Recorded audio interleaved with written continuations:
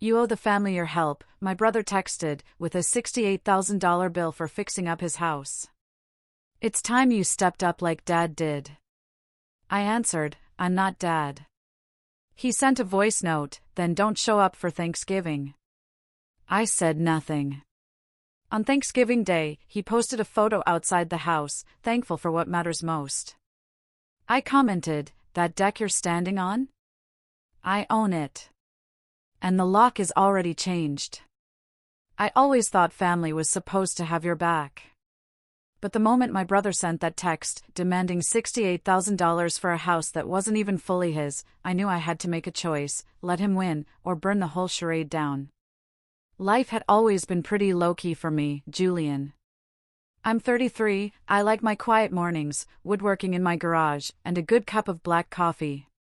An hour outside the city, I'd built a modest home, one I could truly call mine. Funny, because in my family, that word mine seemed to have a flexible definition. Growing up, I was the observant one, not passive, just watching. My older brother, Brandon, was the golden child, loud, charming, always the center of attention. He was the guy who could dent your car, bring it back empty, and somehow make you feel bad for asking. Our parents adored him. Mom would glow. Dad, a stern man who valued hard work, would beam when Brandon spun one of his exaggerated tales. I was the one clearing plates, refilling glasses, always in the background.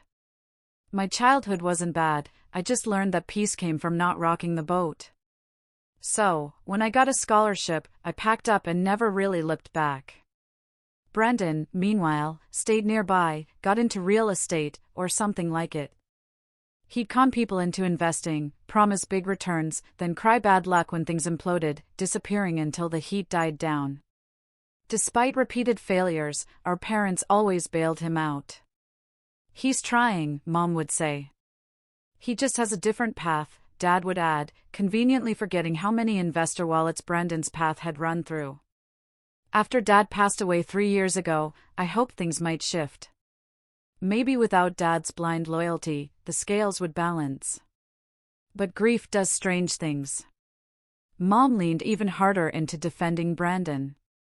And with Dad gone, Brandon seemed to inherit not just the house, but the unspoken family throne. I didn't argue. I just lived my own life, flowers for birthdays, showing up for major holidays, then fading back out. That is, until last fall. The text arrived, just 3 lines, but the entitlement screamed through the screen, you owe it to the family to help. House needs renovating, $68,000. Julian, you stepped up like Dad did. $68,000. Just like that. As if I was some dormant ATM finally due to cough up overdue fees. The owe it to the family stung most. As if I hadn't paid for everything on my own since I was 19.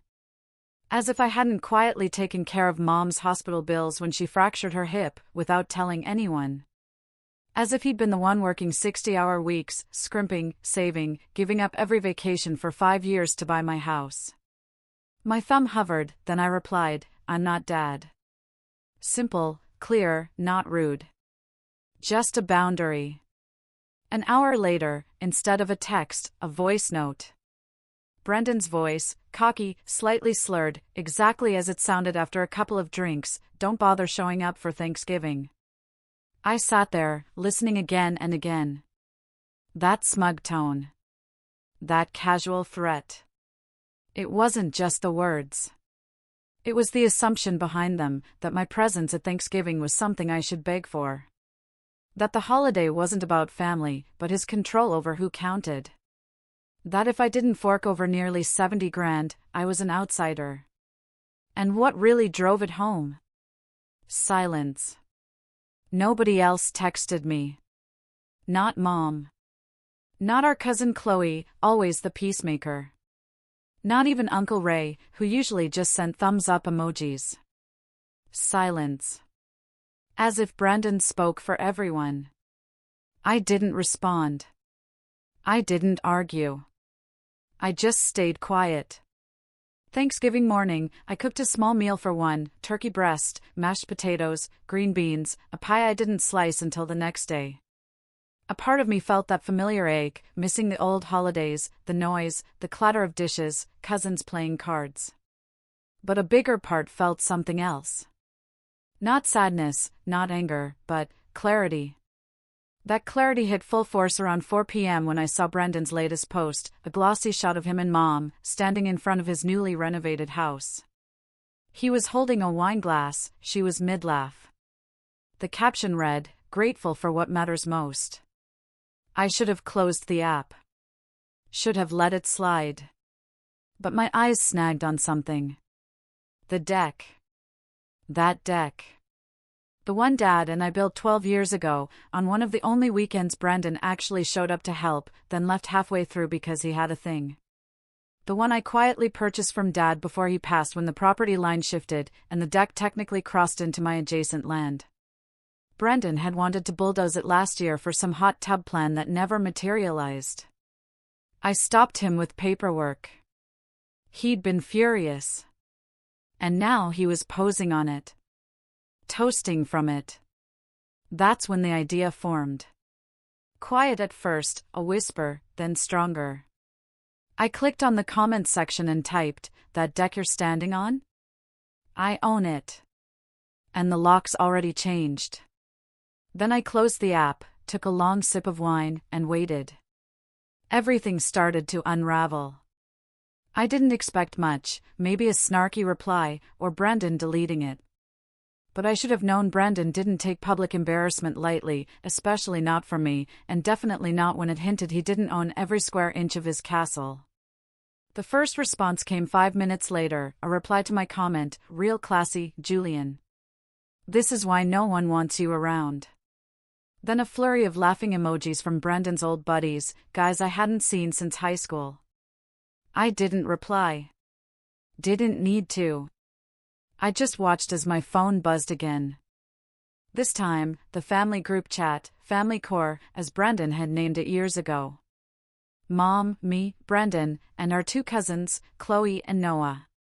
Brendan typed, "Can we all just take a moment to appreciate how Julian decided to ruin a perfectly nice family post with his bitterness?" Chloe replied, cautious as ever, "I think it just caught people off guard, that's all, Brendan." Brendan fired back, "No one asked him to pay anything. I asked if he wanted to contribute, like Dad used to. Guess that was too much." I stared at the screen. That rewrite of history, that sly shift from "you owe it" to "do you want to?" Classic Brendan. I didn't respond in the group chat. Not yet. Instead, I spent the next few days in a weird headspace. Not angry, just tired. Tired of the script, Brendan makes a mess, everyone walks on eggshells, I'm told to be the bigger person, and I swallow the insult to keep the peace. But that peace was starting to feel like rot. 2 days after Thanksgiving, Mom called. I almost didn't answer, but maybe she'd seen through Brendan's nonsense. Nope. She started soft, friendly, "Hi, sweetheart. Hope you had a nice little Thanksgiving." I ignored the jab and said it was quiet. Then she got to the point. "So Brendan told me about your comment. He's really hurt, Julian. You embarrassed him in front of everyone." I didn't know he was capable of embarrassment, I said flatly. She sighed, like I was being difficult. "This isn't like you. You've always been the reasonable one, the mature one." And there it was. The same language she'd always used to gently nudge me back into compliance. The mature one, the one who could take the hits and smile. "I just think maybe you could apologize," she continued. "You know how Brendan gets. He takes things personally. And you do own the deck, but do we really need to make things so complicated?" I couldn't help myself. I laughed, a short, disbelieving exhale. "Mom, he sent me a $68,000 invoice and told me I owe it to the family. Then he told me not to show up for Thanksgiving. But I'm the one making things complicated?" She went quiet. Then, I know your father would have helped. That's when something snapped. My voice dropped lower, steadier. Yeah. Well, Dad also wouldn't have sent an invoice. He wouldn't have blackmailed me with Thanksgiving. And he wouldn't have used the phrase "owe it to the family" like it was a mafia movie. So don't bring him into this. Her voice turned sharp. That's uncalled for. No, what's uncalled for is pretending Brandon didn't demand money and throw a tantrum when he didn't get it. What's uncalled for is you calling me to clean it up. Another long silence. Then, in a smaller voice, she said, "You know what? Maybe it's better if we all take some space." And she hung up. I sat there with the dial tone buzzing in my ear. Space. That was new. That felt deliberate. The following week, silence. No texts, no calls. I figured maybe things were cooling down. Then the envelope arrived. No return address, just my name in Brandon's unmistakably sloppy handwriting. Inside was a printout of a revised invoice, formatted like a professional contract. At the top, shared family home renovation contribution agreement. Below that, suggested contributions: $16,800 for me, $5,000 for Chloe, $2,000 for Noah, and nothing for Brandon, of course, because he was managing the project. At the bottom, a line for my signature. I laughed out loud. It wasn't disbelief anymore. It was surreal, like a bad parody of a family drama, except this was my actual life. That same day, a voicemail from Chloe: "Hey, I just wanted to say I got one of those letters, too. I'm guessing you did. This is getting weird. Call me." I did. We talked for over an hour. Chloe was always the one who saw things clearly, even if she rarely spoke up. But this time, she was angry. Not just at Brandon, but at Mom for backing him. She said Noah had called her, asking if he was legally obligated to pay. He wasn't, obviously. And then Chloe told me something that made my stomach turn. "Brandon told me he's planning to take out a new loan against the house," she whispered. "He's expecting some family contributions to secure it.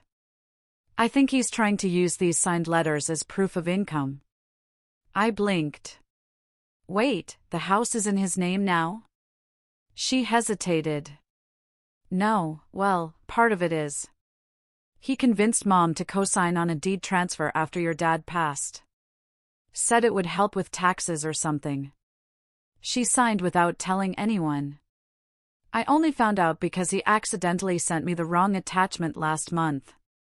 The floor dropped out from under me. I knew Brandon was manipulative, but this was new territory. Legal territory.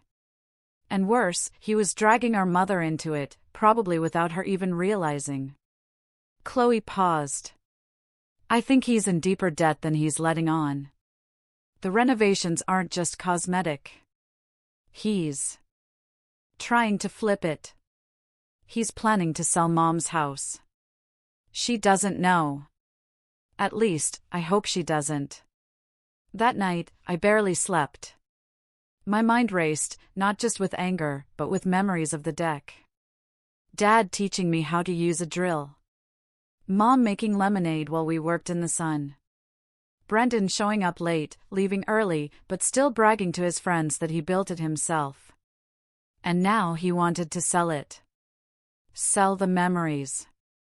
Sell the whole damn story and walk away richer while everyone else paid the bill.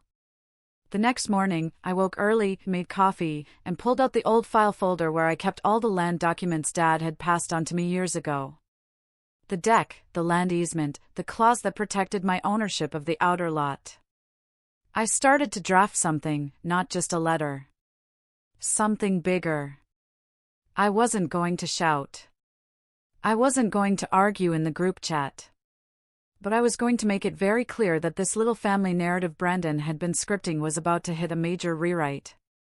And that was before I found out what he did with Mom's signature the week before. It took a week of silence before the next storm hit. But when it did, it came hard, and from someone I hadn't expected to turn on me. It was a Monday morning. I was deep into a side project, building a custom shelving unit. Wood shavings everywhere, hands dusty. I was finally feeling like myself again, clear-headed, focused, away from the toxic drama. I hadn't checked my phone in hours. When I did, I saw 6 missed calls from Mom, 2 from Brendan, and 1 from an unrecognized number. Mom's voicemail was sharp, unusually cold. "I can't believe you tried to sabotage your own family's financial future. Brendan showed me the paperwork you sent him. He told me you threatened to take back part of the property, the part he's renovating. I raised you better than this, Julian." I stood there, frozen, phone in one hand, chisel in the other. Then came the second voicemail. Brendan again. His voice smug, triumphant. "Guess Mom finally knows what kind of snake you are, huh? You want to play legal games? Fine. But just know when she signs the quitclaim deed next week, you're out for good." My heart sank. Quitclaim deed. It took a second to process, but once it clicked, it all made sense. Brendan had convinced Mom, somehow, to sign over her share of the house. No lawyers, no protections, just a signature, and it would be legally binding. I wouldn't have believed she'd do it, but then again, I didn't think she'd accuse me of sabotaging the family either. I immediately called her back. No answer. I texted, "Please don't sign anything. Can we talk first?" No reply. I called Chloe. She picked up right away. "Did you hear about the deed?" I asked. She sounded out of breath. "Yeah. I'm driving to Mom's now." I don't think she gets it, Julian. He told her it was just a formality, that it would help him refinance the renovation loan. She thinks she's just getting out of his way. I clenched my jaw. He's not refinancing. He's selling. I know, Chloe whispered. But he's got her thinking you're out to ruin everything. That you're bitter. That you're weaponizing Dad's land easement. I sat down on the edge of the workbench, heart pounding. I wasn't even trying to do anything. I just told him the truth, that I own the deck and I'm not signing that stupid agreement. Chloe sighed. He's trying to isolate you. He's good at it. He was. And for the first time in years, I felt truly, painfully alone. That week was hell. I couldn't focus on work. Every email notification gave me anxiety. I kept imagining Brendan parading through the house, telling contractors to gut the kitchen, rip up the floors, install marble countertops on land he didn't even fully own yet. I had this image stuck in my head of him tossing out old family photos like junk because they didn't match the new aesthetic. I tried one more time with Mom. Drove to her place, flowers in hand, calm voice ready. She opened the door, arms crossed. "We don't need to do this right now, Julian." I kept my tone soft. "I just want to talk." She let me in, but barely looked at me. I sat at the dining table, the same one where Dad used to read the paper every Sunday, and tried to explain. "He's not keeping the house, Mom. He's flipping it. He's planning to use your signature to leverage ownership." "And he told me you'd say that," she interrupted. "That you'd twist everything." I blinked. "Twist? Mom, I'm showing you documents. I'm not twisting anything." Her voice hardened. "Brendan's not perfect, but he's trying. He's been here. He's been involved. You haven't." That one hit harder than I expected. I stood up, fighting back the sting. "You're right. I haven't been here. I've been working quietly, paying for things without being asked, building a life without demanding applause. But maybe that's why no one ever noticed." She didn't respond. Just looked out the window. I left the flowers on the table and walked out. That was the lowest I'd felt in a long time. Worse than when Dad passed. Worse than when I first found out Brandon was scheming again. It wasn't just betrayal. It was being erased. Like everything I'd done quietly, patiently, responsibly. All of it was invisible. And suddenly, Brandon's fantasy version of me was the truth everyone wanted to believe. That night, I shut off my phone, didn't eat, didn't sleep, just sat in the dark, wondering how I'd become the villain in my own family. But something shifted the next morning. I woke up, showered, and pulled open the drawer where I kept all the old documents from Dad. There were letters in there, receipts, maps, notes in Dad's blocky, steady handwriting. One caught my eye. Just a short note on yellowing paper, folded in half, to Julian, for when I'm not around to explain it myself. My hands trembled as I unfolded it. It was written years ago. Short and to the point. I gave you the outer parcel and deck rights for a reason. Not just because you helped build it, but because I know you won't let it be exploited. I trust you to protect what matters. Not just the land, but the memory. That was it. That's all it took. I stared at the note for a long time, then got up and grabbed my laptop. I spent the next 2 days digging, researching quietly, carefully. I called a property attorney I'd worked with on a small contract years ago, explained the situation, sent over the land easement and deck ownership paperwork. He called back the next morning. Legally, he can't do anything to that section of land without your written consent. If he tries to include it in a sale, that's a misrepresentation. He'd be liable. What if he already filed permits? I asked. Then we flag it, challenge it, force a halt. I exhaled slowly. And the house deed? If she signs that quitclaim, she's transferring her ownership rights. He can do what he wants after that, but depending on how the deed is structured, we might be able to contest the valuation, especially if there's evidence she was misled. I thanked him and hung up. Then I got to work. I started drafting a formal cease and desist letter, not from me, but through the attorney. It would notify Brandon and any future buyer that the deck and surrounding land were separate, not to be included in any title or renovation scope. I attached a copy of Dad's easement, the original parcel agreement, and the local zoning law that backed it up. Then I had the letter notarized, mailed, and emailed to Brandon, the county property office, and the contractor he was working with, whose email I got from Chloe, who finally agreed to step out of the shadows. The contractor called me directly the next day. "Hey, I just wanted to double-check, your name is on this easement?" "Yes." "And you're not authorizing the deck to be altered, removed, or repurposed in any way?" "Nope." Long pause. Okay, that changes things. By the end of the week, Brandon's contractor had backed out quietly. No social media post, no grand announcement, just a one-line email to Brandon saying they were withdrawing from the project due to unforeseen legal complications. And then the permit office contacted Brandon. Apparently, someone, me, had submitted a formal inquiry about a permit being issued on land that wasn't legally part of the main parcel.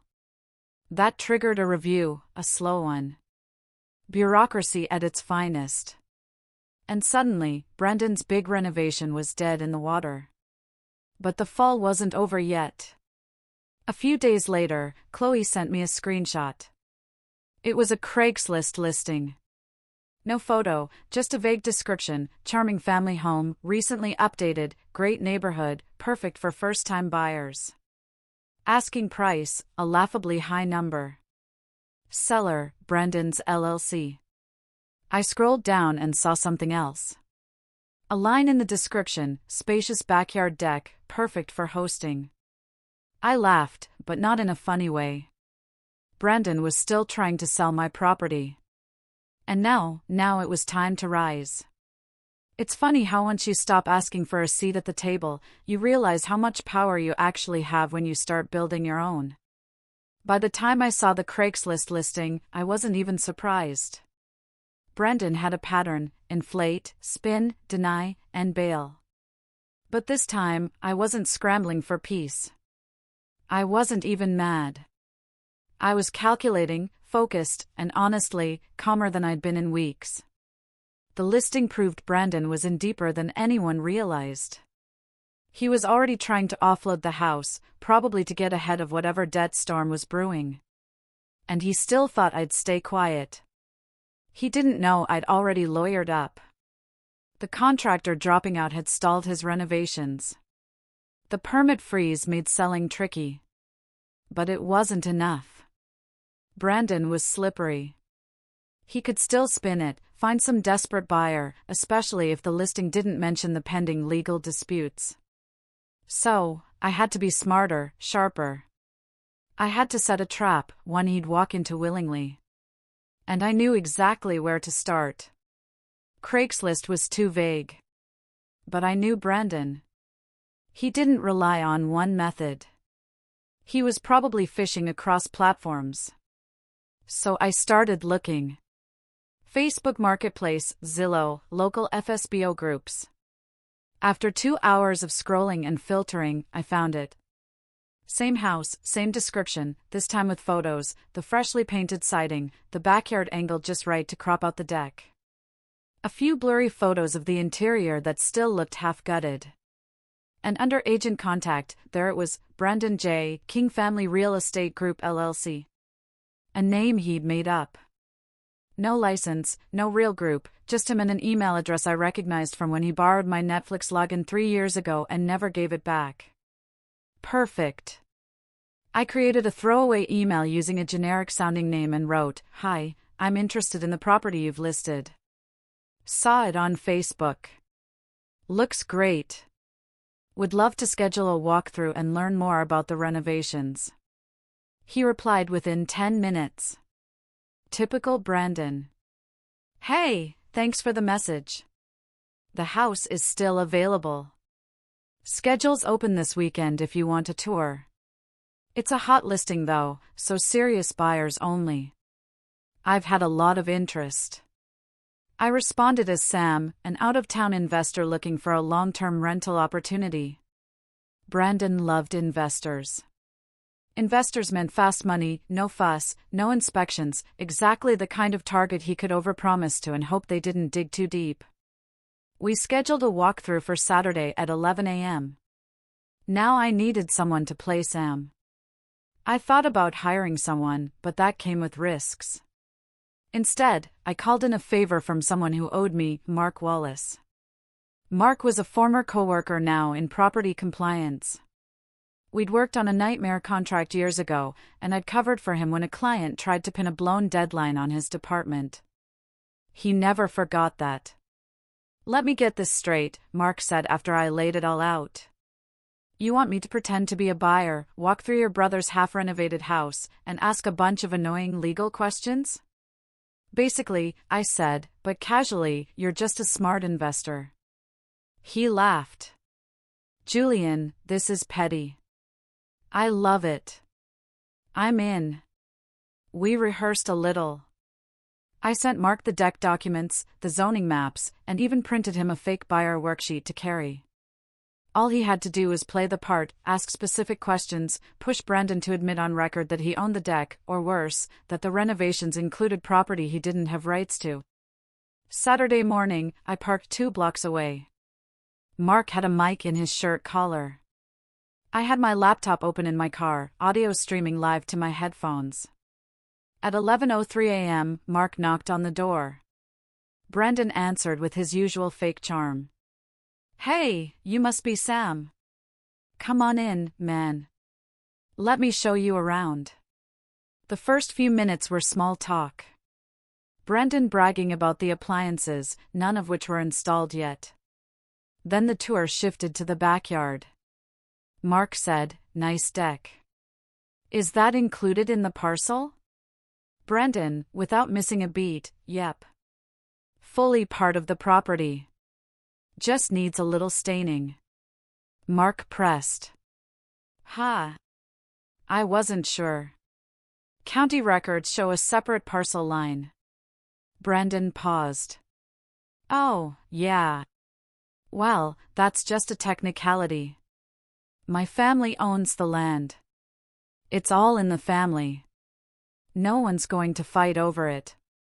Mark, got it. So, if I included the deck in a financing appraisal, that's fine?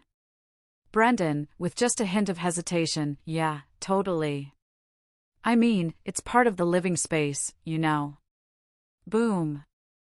I'll lie on record. Misrepresenting property ownership to a prospective buyer.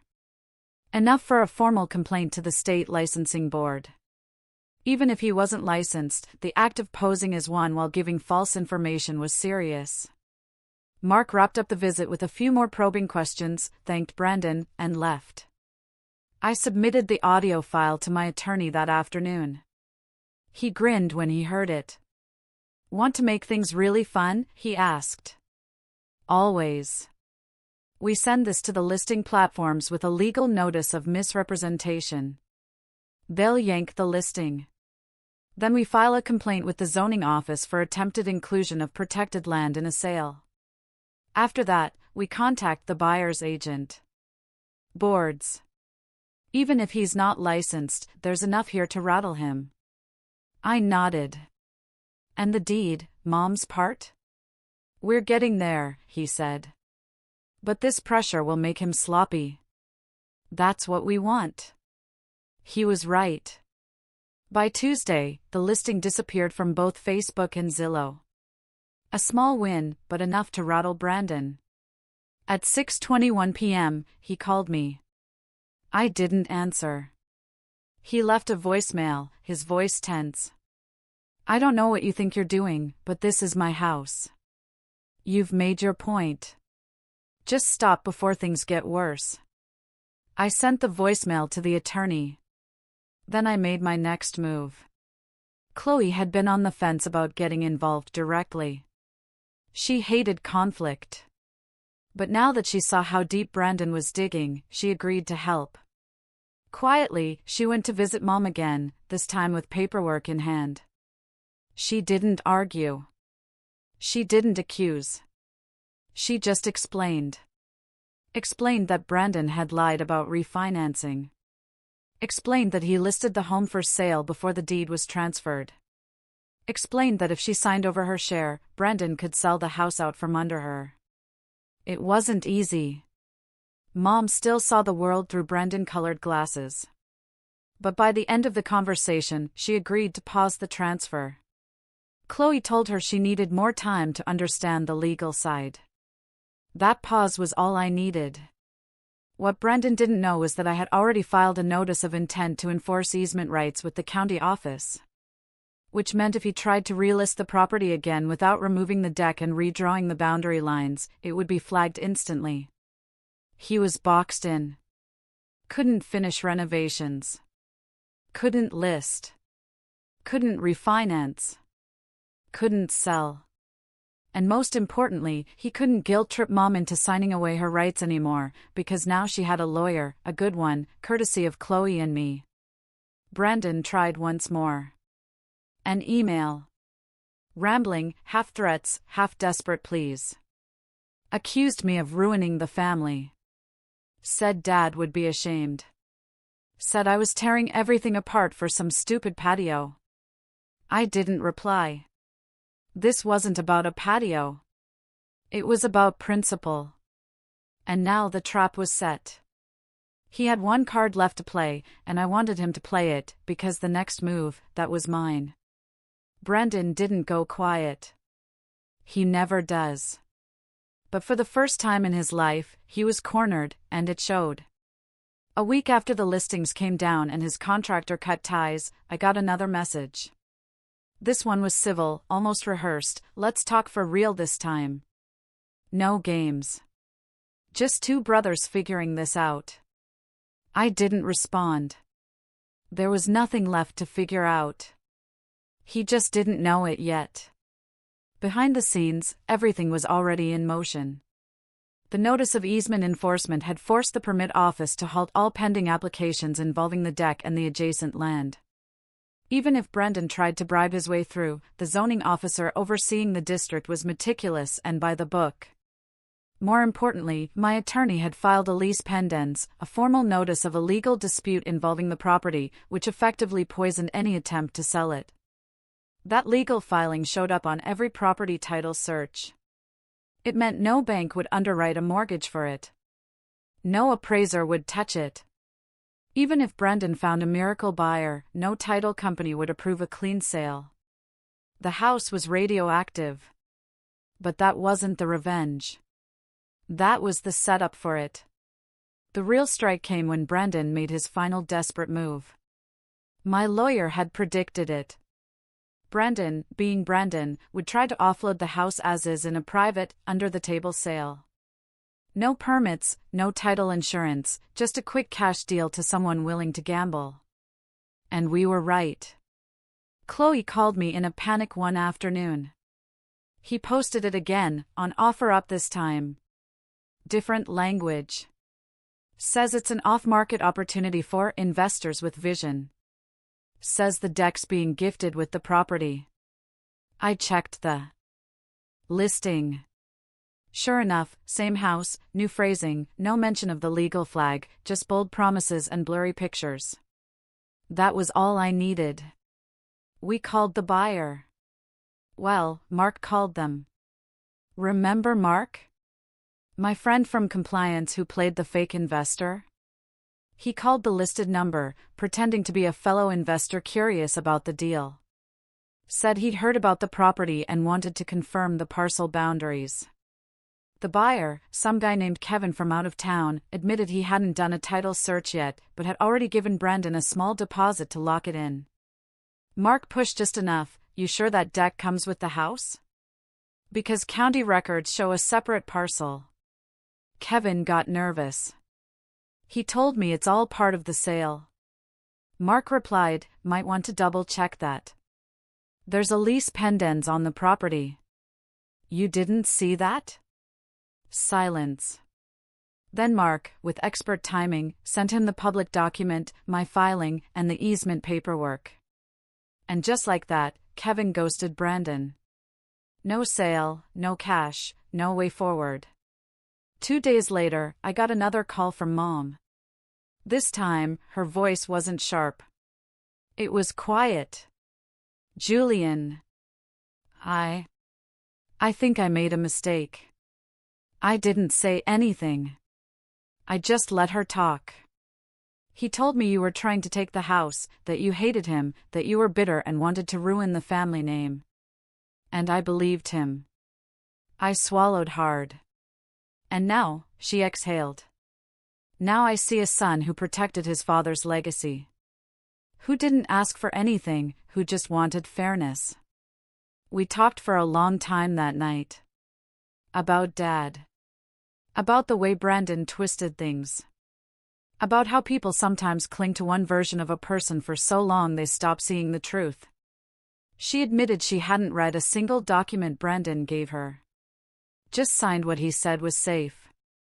She cried, apologized for doubting me, for not asking more questions, for letting him spin the story. I didn't rub it in. That wasn't the point.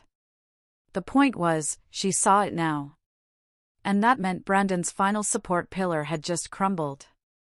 The next day, she called her own attorney, one of Chloe's contacts, and initiated a reversal of the quitclaim process. Since the transfer hadn't been fully recorded due to a clerical delay, the revocation was filed just in time. Brendan lost access to her share of the property. He was livid. I know, because he emailed everyone. A long, dramatic manifesto about betrayal and blood and legacy. He accused me of weaponizing Dad's death. Accused Chloe of being a traitor. Accused Mom of being senile. He even threatened to sue me for defamation. That last one made my lawyer laugh out loud. Let him, he said. All it'll do is get him deeper in the mud. But I wasn't done. There was still one piece left. The deck. See, the original build wasn't just a patch of wood behind a house. It was a memory.